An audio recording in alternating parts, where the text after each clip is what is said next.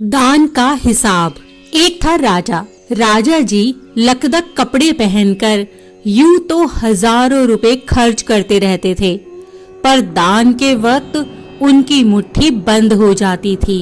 राजसभा में एक से एक नामी लोग आते रहते थे, लेकिन गरीब, दुखी, विद्वान, सज्जन इनमें से कोई भी नहीं आता था, क्योंकि वहां पर उनका बिल्कुल सत्कार नहीं होता था। एक बार उस देश में अकाल पड़ गया। पूर्वी सीमा के लोग भूखे प्यासे मरने लगे। राजा के पास खबर आई। वे बोले, यह तो भगवान की मार है, इसमें मेरा कोई हाथ नहीं है। लोगों ने कहा, महाराज, राज भंडार से हमारी सहायता करने की कृपा करें, जिससे हम लोग दूसरे देशों से अनाज खरीदकर अपनी जान बचा सकें।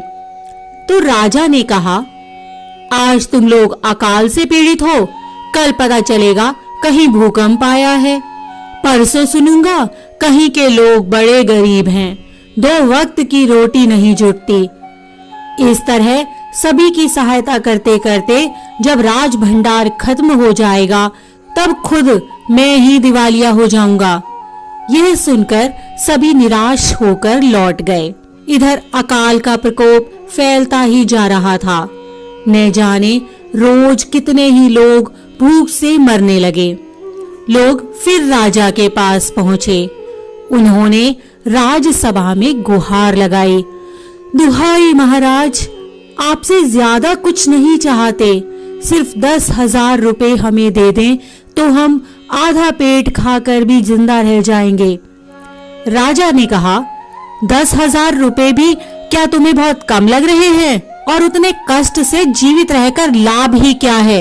एक व्यक्ति ने कहा, भगवान की कृपा से लाखों रुपए राजकोष में मौजूद हैं, जैसे धन का सागर हो। उसमें से एक आध लोटा ले लेने से महाराज का क्या नुकसान हो जाएगा?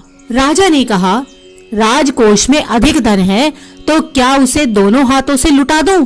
एक अन्य व्यक्ति ने कहा, महल में प्रतिदिन हजारों रुपए इन सुगंधित वस्त्रों, मनोरंजन और महल की सजावट में खर्च होते हैं। यदि इन रुपयों में से ही थोड़ा सा धन जरूरतमंदों को मिल जाए तो उन दुखियों की जान बच जाएगी। यह सुनकर राजा को क्रोध आ गया। वह गुस्से से बोला, खुद भिखारी होकर मुझे उपदेश दे रहे हो? मेरा रुपया है, मैं चाहे उसे उबाल कर खाऊं, चाहे तलकर, मेरी मर्जी। तुम अगर इसी तरह बकवास करोगे तो मुश्किल में पड़ जाओगे। इसीलिए इसी वक्त तुम चुपचाप खिसक जाओ। राजा का क्रोध देखकर लोग वहां से चले गए। राजा हंसते हुए बोला, छोटे मुंह बड़ी बात, अगर 100-200 रुपए होते तो एक बार सोच भी सकता था। पहरेदारों की खुराक 2-4 दिन कम कर देता और यह रकम पूरी भी हो जाती, मगर 100-200 से इन लोगों का पेट नहीं भरेगा। एकदम 10,000 मांग बैठे। छोटे लोगों के कारण नाक में दम हो गया है। यह सुनकर वहां उपस्थित लोग हाँ हूं कहकर रह गए, मगर मन ही मन उन्होंने भी सोचा, राजा ने यह ठीक नहीं किया। जरूरतमंदों की सहायता करना तो राजा का कर्तव्य है। 2 दिन बाद न जाने कहां से एक बूढ़ा सन्यासी राजसभा में आया। उसने राजा को आशीर्वाद देते हुए कहा, दाता कर्ण महाराज, बड़ी दूर से आपकी प्रसिद्धि सुनकर आया हूँ, सन्यासी की इच्छा भी पूरी कर दें। अपनी प्रशंसा सुनकर राजा बोला, जरा पता तो चले तुम्हें क्या चाहिए, यदि थोड़ा कम मांगो तो शायद मिल भी जाए। सन्यासी ने कहा, मैं तो सन्यासी हूँ, मैं अधिक धन का क्या करूँगा? मैं राजकोष से 20 दिन तक कुछ मामूली भिक्षा प्रतिदिन लेना चाहता हूँ। मेरा भिक्षा लेने का नियम इस प्रकार है, मैं पहले दिन जो लेता हूँ, दूसरे दिन उसका दुगना और तीसरे दिन उसका दुगना और चौथे दिन तीसरे दिन का दुगना, इस तरह से प्रतिदिन दुगना लेता जाता हूँ। भिक्षा लेने का मेरा यही तरीका है। राजा बोले, तरीका तो समझ गया, मगर पहले दिन कितना लेंगे, यही असली बात है। 2-4 रुपए से पेट भर जाए तो अच्छी बात है, मगर एकदम से 20-50 मांगने लगे तब तो 20 दिन में काफी बड़ी रकम हो जाएगी। सन्यासी ने हंसते हुए कहा, महाराज मैं लोभी नहीं हूँ, आज मुझे 1 रुपया दीजिए, फिर 20 दिन तक दुगने करके देते रहने का हुक्म दे दीजिए। यह सुनकर राजा, मंत्री और दरबारी सभी की जान में जान आई। राजा ने हुक्म दे दिया कि सन्यासी के कहे अनुसार 20 दिन तक राजकोष से उन्हें भिक्षा दी जाती रहे। सन्यासी राजा की जय जयकार करते हुए घर लौट गए। राजा के आदेश के अनुसार राज भंडारी प्रतिदिन हिसाब करके सन्यासी को भिक्षा देने लगे। इस तरह 2 दिन बीते, 10 दिन बीते। 2 सप्ताह तक भिक्षा देने के बाद भंडारी ने हिसाब करके देखा कि दान में काफी धन निकला जा रहा है। यह देखकर उन्हें उलझन महसूस होने लगी। महाराज तो कभी किसी को इतना दान नहीं देते थे। उसने यह बात मंत्री को बताई।